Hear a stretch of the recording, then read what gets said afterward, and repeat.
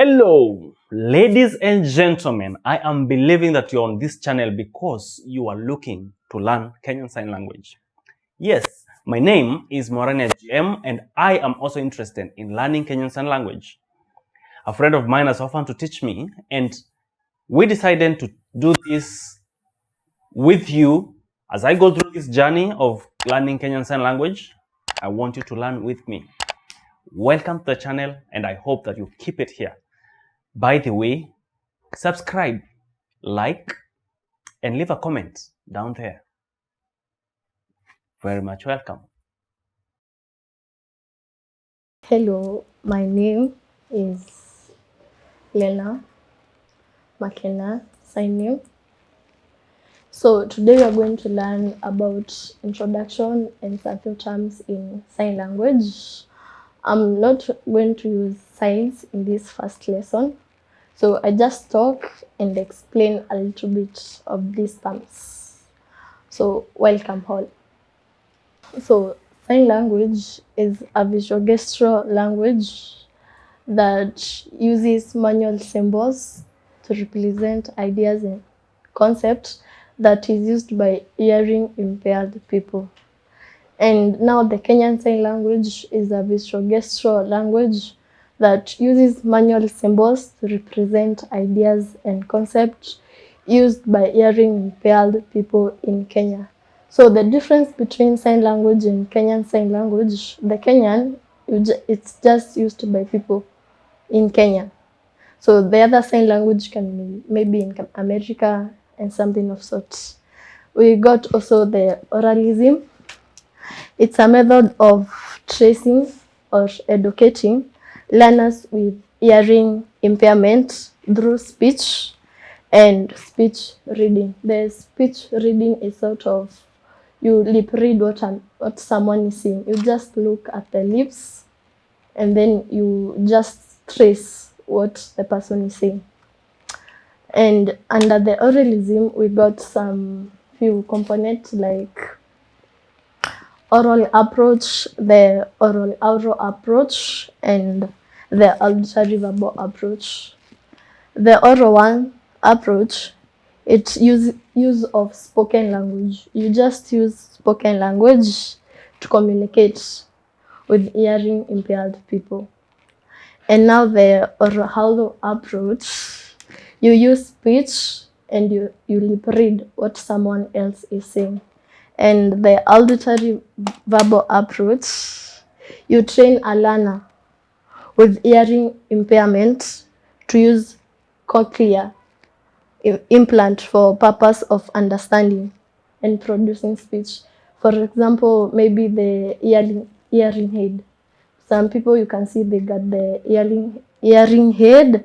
It helps them to trace and to understand what someone is saying.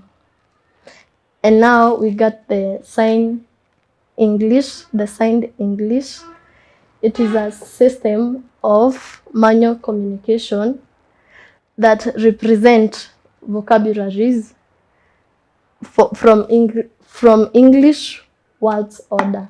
So you just represent them from the English ones. That's what we call signed English. And now we got the sign exact English. This is a system of manual communication that drives to be an exact. It's just an exact representation of English vocabulary, the exact thing that you are saying. And now we got the total communication. This is a philosophy that describes different methods of communication by hearing impaired people. For example, we got the pointing, where you just point something to say what you are meaning. Maybe I can point at someone to say that's someone. Or you can finger spell something, maybe a ball. Instead of pointing, you just finger spell the word ball. Or you can just use sign language. You can say what you are saying. Maybe ball, instead of finger spelling or pointing, you just sign ball. We got the mimicry. use facial expression and body language to describe what you are saying.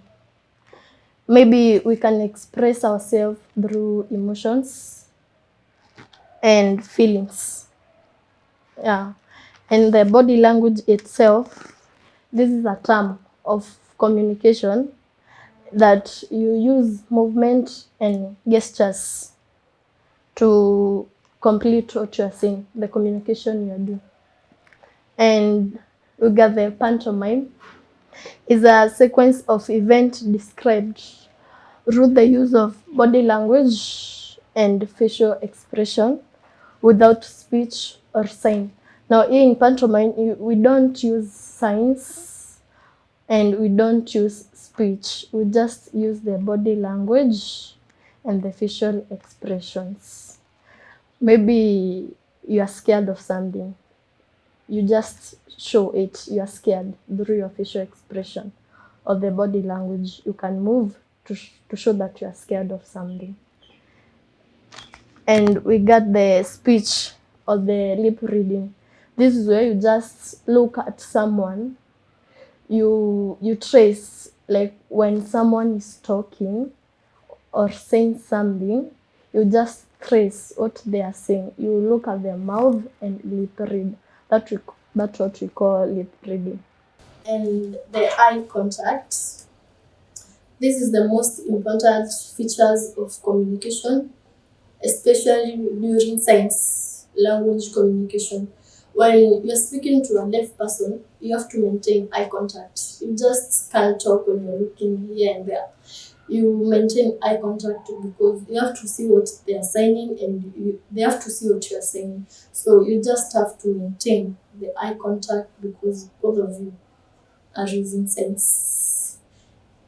And now we have pointing. Again, I say about pointing. We said it's where you refer something by pointing it. And now we go to the principles of signing.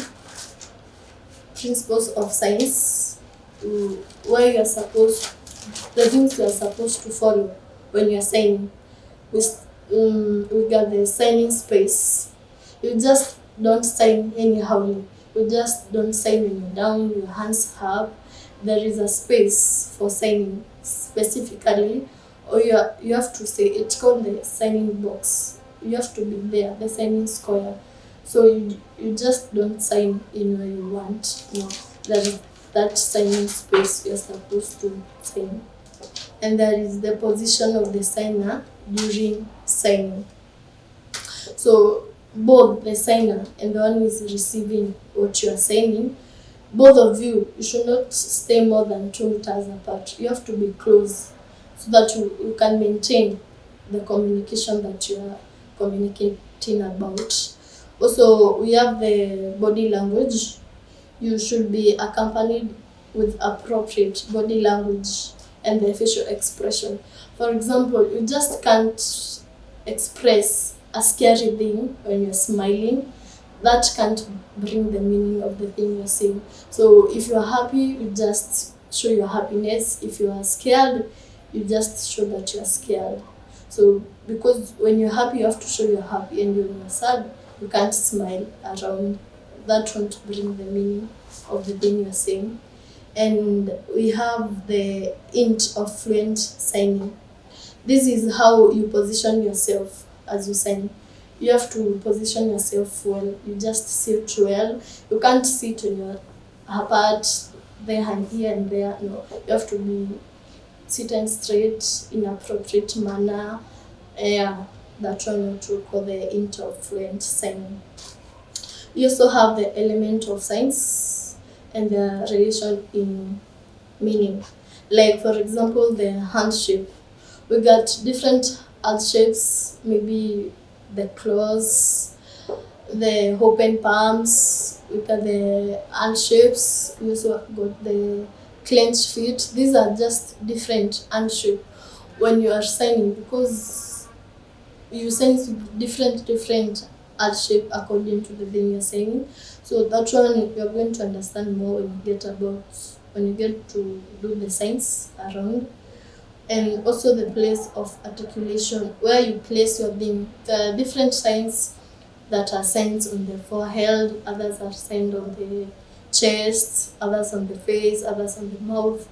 So that's what we call different place of articulations.